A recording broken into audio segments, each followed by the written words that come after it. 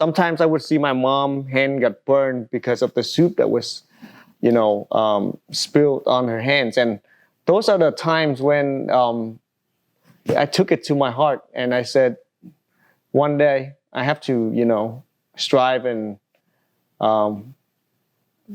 do whatever it takes to, get my family out of that situation.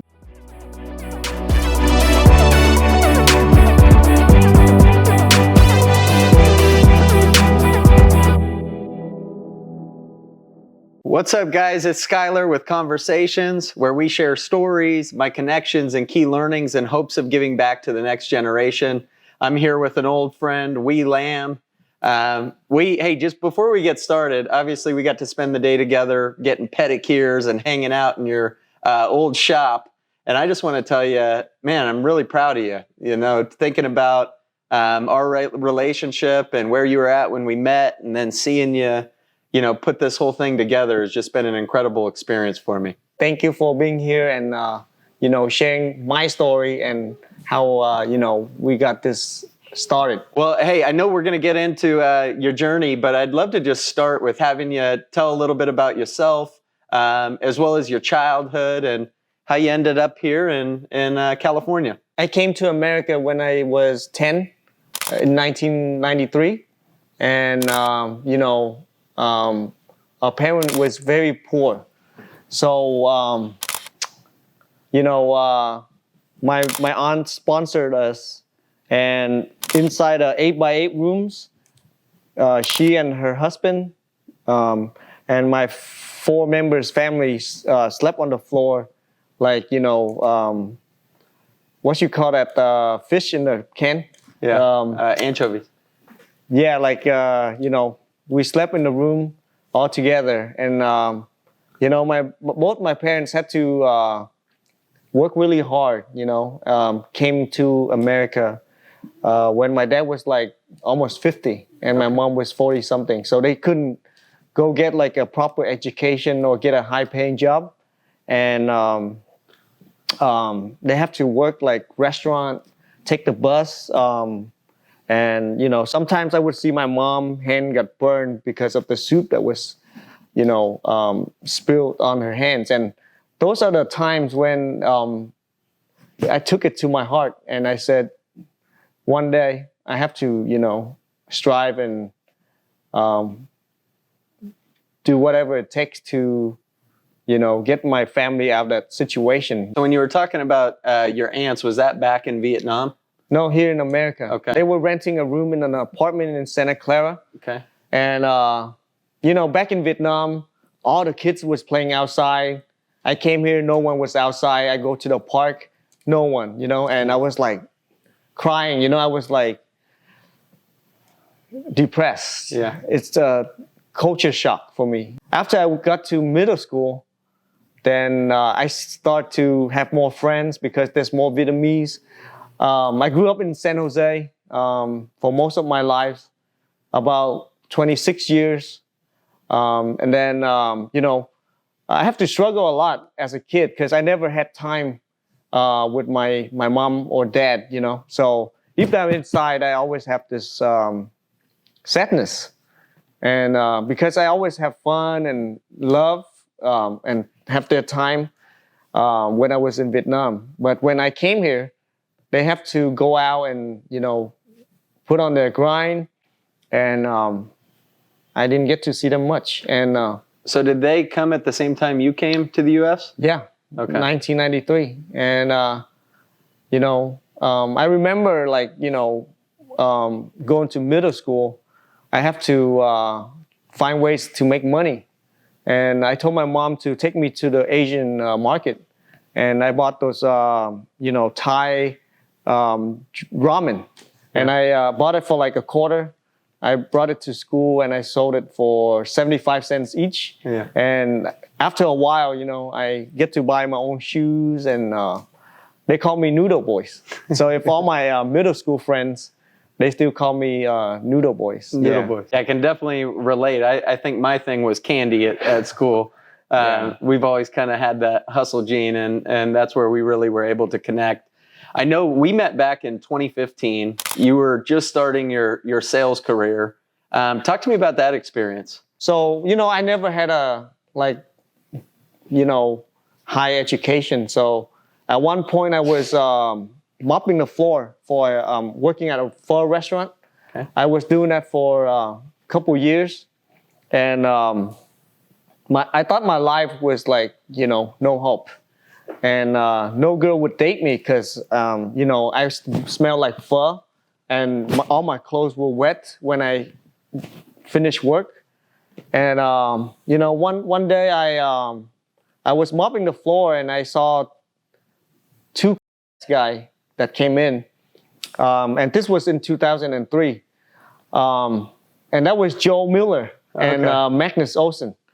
So I asked them, hey, you guys still hiring? And then they drew a map. During that time, there's no TomTom, there's no, navigation. So we have to do it by the book. So they said, meet us here Tuesday. And the manager was, when we went to the meeting, I had nothing to lose. I was making like $4 an hour at the pho restaurant, right? And I brought two of my boys and, they doubted, but I stuck with it. And the manager was like, hey, how many sales you got yesterday? 7, 8? And during that time, each of the sales is like $60.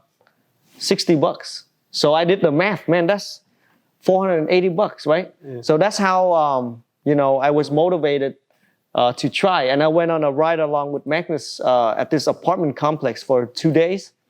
And I was like, I can do this, right? Yeah. So I was a fast learner, and more visual, more listening versus like reading books. But I said, I can do this. And I bought myself a clipboard and I went to this mobile home park and I sold 7 that day. And I was like, yes, When I worked in San Jose, that's how you met me. I get to learn a lot. Like every door you knock, there's a different person, right? And you get to learn like a lot, like your mindset of like accepting like rejection, how to communicate, how to read, how to relate to people. And you can learn, like you kind of learn along the ways, it's like you pick up those good habits and the skill along the way. It gave me like the mindset and of everything, like how to be motivated. And I remember meeting Skyler there. He was very serious, young guy.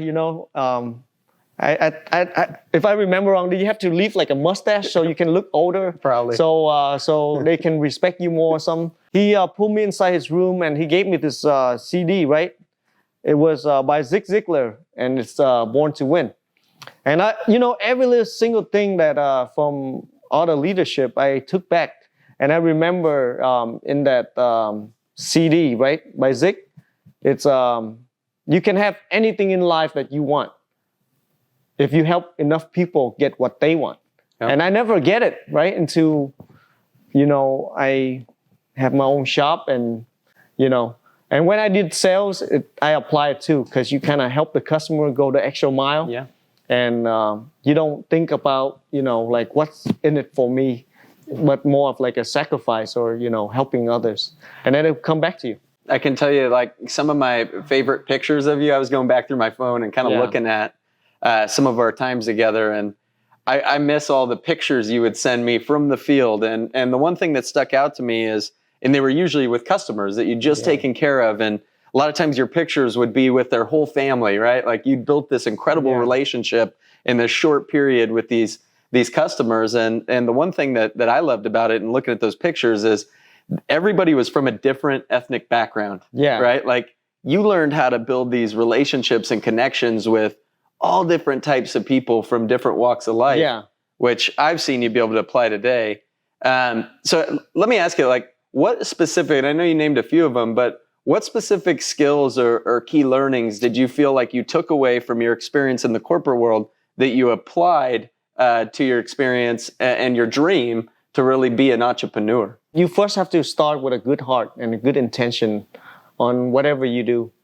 And, working for, you have to be like self-driven and self-motivated and self-learned, right? So you got to find like a certain books. So 3 books that kind of helped me the most is Think and Grow Rich, Rich Dad, Poor Dad, and also, the 21 Irrefutable Laws of Leadership. Yeah. And then there's so many books out there that, has like a story or like a takeaway point that kind of give you a better mindset. It kind of opened the opportunity and the doors for me. So at one point I was like, there's got to be something out there for me, right? And then one day I found myself and I know what I was good at, right?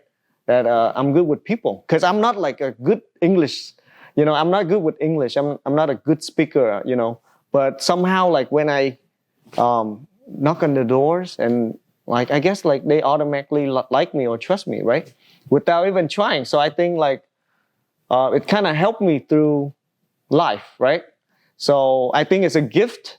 And also I was very lucky to have like different mentors, right? Like I was like role play with Tito. Yeah. And, if someone is good, I say, hey, I would like to learn from you. So the key thing is never be shy or, have like, be, like always lower yourself down and, be humble and always learn, right? So what I realized is successful people always share. They always want to help you. It's not, they're not afraid to compete with you. So, and I think there's a law of attraction and there's also a law of universe. So whatever you put out there, right? But at least you gotta know what you want, right? I remember doing a video at your house when I helped you move, and it was like a joke, right? Yeah. So you gotta know what you want, and you gotta go out there and get it, right? So, but I thought at that time, I was not that serious, but then. Well, I don't know. From my perspective, like the one thing that really stood out to me about you during that time was, just like you said, like you were always looking for a mentor. You let it be known, like, hey, I'm here to develop skills that I'm going to take and apply to the world when I step out and own my own business.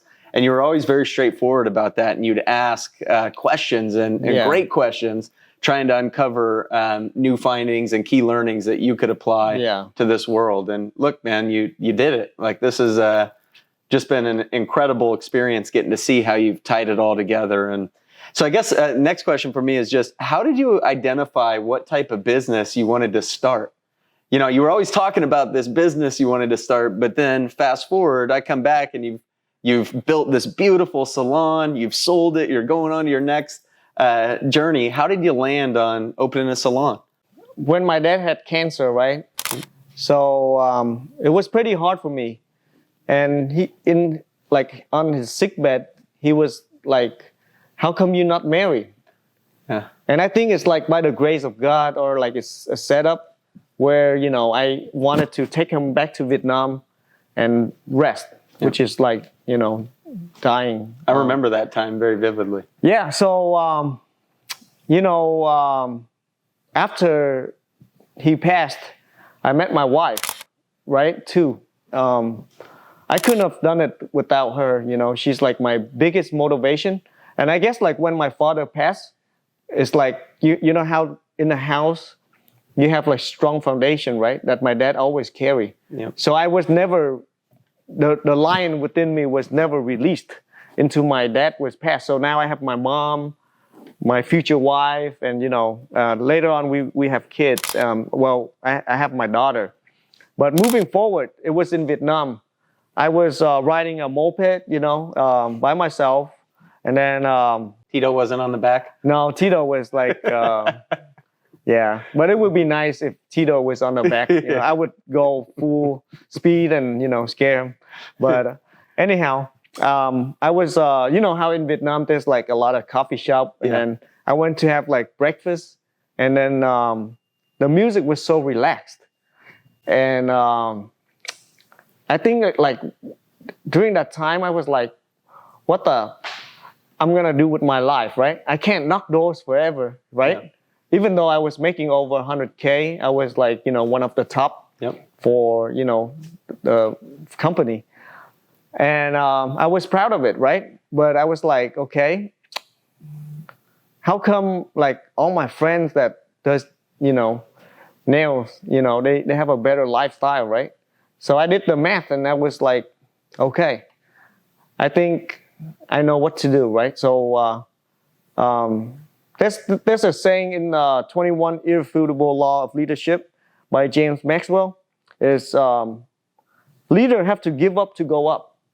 So I have to give up my job and, start without any knowledge about this industry, right?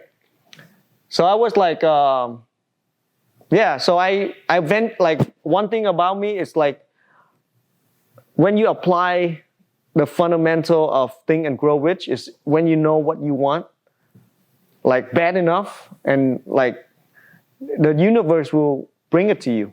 Your vision, like the vision that you have and the hunger that you have will attract and will make things happen for you. And that's a fact. Because I don't think I have like skill or the power to do it without the help of the universe, or you can call God or the higher power. But I do believe in that. One other piece to that, is, I remember talking with you as you were starting to break into this line of work, and you really did step back. I mean, you went and, you had a mentor, you were traveling around the country. Yeah. Tell me how you identified, mentors throughout your career, and then what was that relationship like for you, and what did you gain from it? Looking back, it's quite a journey. I have to sacrifice a lot. My daughter was a couple months, and when we go on the journey, like I couldn't have like a baby and go to like different state and try to learn nail, right? Yeah. So we have to I have to bring her back to Vietnam for my mother-in-law to help, so that we can follow our career, or what you call like my passion, right? So before, when I got into the business, I joined all the nail group on Facebook. Okay. Because where do I start, right? So I gotta think, and so I follow and I learn and I see, different individual, right? And this one guy, he's like always do a live stream.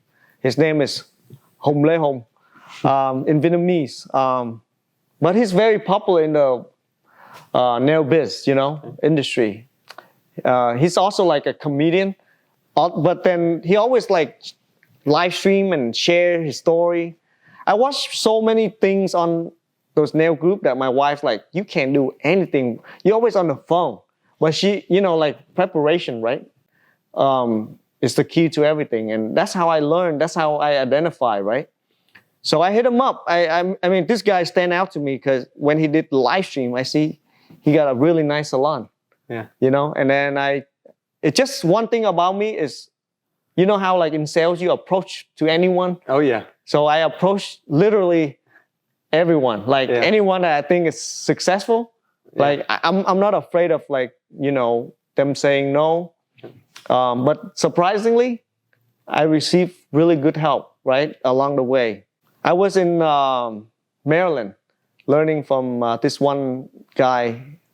And I asked him, can we go to Chicago? Well, that guy is Sung Lung, right? And one of the people in my journey.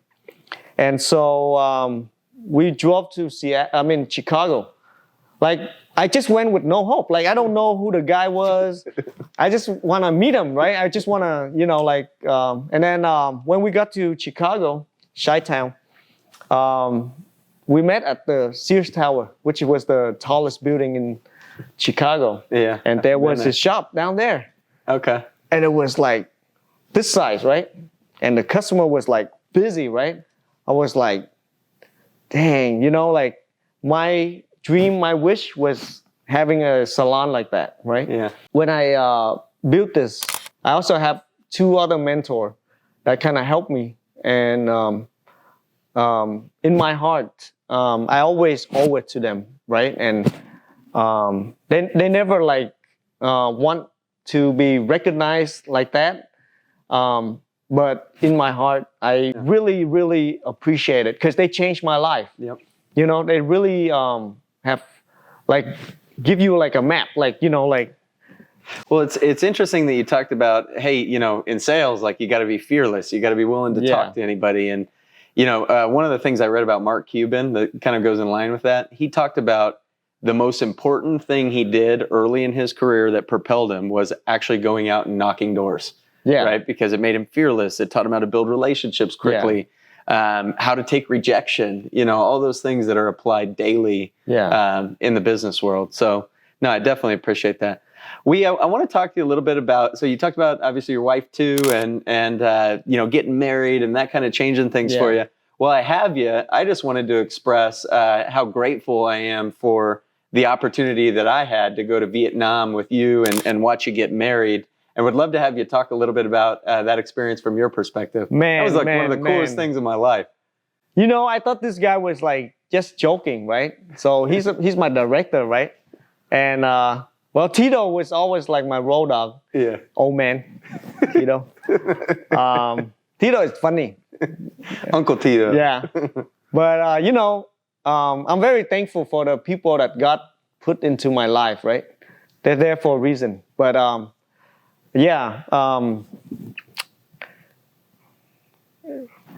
he showed up with Tito at the airport.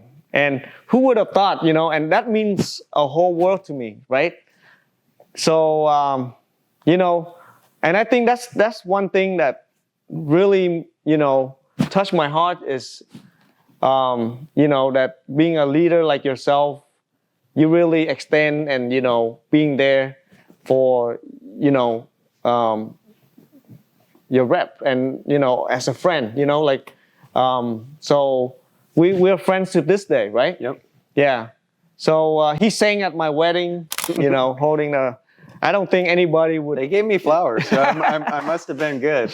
Yeah. Yeah. And I mean, how you like Vietnam, by the way? The experience on the moped and. I'll tell you this.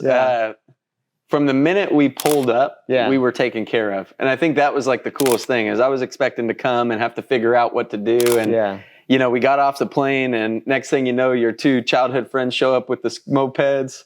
We strapped Tito on the back and, you know, just the restaurants we got to eat in and the people that you connected us with. I mean, they were so friendly and so welcoming and spending that time in Ho Chi Minh and then getting on the scooters and driving out to the country. I don't even know where we went, but in the country and getting to experience a wedding in Vietnam was just amazing. I mean, it was unique in the sense that there was one with your family and then there was another one with Tu's family, right? Yeah. So it was kind of like two ceremonies. And, you know, I'll never forget that time. And again, I just wanted to make sure while I had you that I expressed how much that meant to me and said thank you. Yeah, well, thank you, Skyler, for being there, you know, and old man Tito. Yeah, anyways, that means a lot, man. That's like, you know, you were in the picture for, you know, my special event, like one of a lifetime memories, you know. So I'm not planning to get married the second time, so that was it. Okay, honey? If you're watching, so, you know, So karaoke, I gotta fit karaoke into this conversation because obviously we got to do a lot of karaoke in Vietnam, which, by the way, was unique in itself. Like, you would go in and have these private rooms, and they've started to come to the States a little bit now, too. Yeah. But you'd go in and have these private rooms and the food coming out, and it was just a incredible experience. And then when I got back, I'll tell you, I enjoyed your car karaoke over the years. So. You know, we Asian, we like to, well, I don't drink, but majority of Asian like to sing in karaoke, right? So, How did that, like, why is that such a big part of the culture? I mean, one of the things I thought was so amazing is you'd be talking to people that spoke no English, right? Yeah. But they could go up and sing every word the Backstreet Boys. Backstreet Boy, right? Min, yeah, that guy, right? Yeah. Out of order. Yeah, he would be like busting it, right? Yeah. That's funny. Yeah. Absolutely. So we, you know, obviously we've come full circle, right? We got to sit today, get pedicures in your old shop, and man, you've built this place from the ground up, really. I mean, it's incredible. I mean, and to see it just packed, right? Like there were 20 something people working in here today, which I got to see you kind of be a leader for, right? Which was neat. Yeah. But do you ever feel like you're living the American dream? Hell yeah. I mean, you know, hard time make hustlers, right? So, being poor, seeing my mom have to like share a room at the garage and have to walk around, make food for baby Jordan, which was my nephew, right? And that time, like I promised myself, I would, deep down inside, I was cursing like, Huy, you know, you made so much money before, but you blew it all, you know? And I was like very determined. So when I was in that zone, I just, you know, zone in and chase it, right? Yep. Because I want to make my mom a better life and my family a better life. But I'm very thankful to be in America because, you know, if you really want to pursue anything, there's a lot of chances, right? And there's a lot of proven stories, not just myself. I don't think I'm successful quite yet, but like in my own story, I think like I have gotten to where I wanted to be. Yep. Although it just, you know. Where you told me you were going to be in 2015, you're here. Yeah, and I actually, you know, listened to like those motivational thing, and it's just kind of illusional that I wrote myself a check, right? Yeah. Like Jim Carrey, how he wrote himself a check and dated 5 years, and it all like crumble, and I want to act like Jim Carrey right now. So he actually made 10 mil on Dumber and Dumber. Thank you. I wrote myself a check for 1 mil, dated 5 years, and it just passed a couple of months ago, and that's when you know. You decided to sell the shop. Yeah. Yeah. Well, I want to say thank you, man. You've been an incredible friend. Yeah. You've got an incredible story, and I appreciate you spending a little time with me today. For the audience, until next time, if you enjoyed our show today, please like, follow, subscribe, share, comment. We really appreciate the support and looking forward to having many more individuals on to share their stories and their journeys. So thank you, Huy. I'll give you a hug, man. Thank you, Skyler.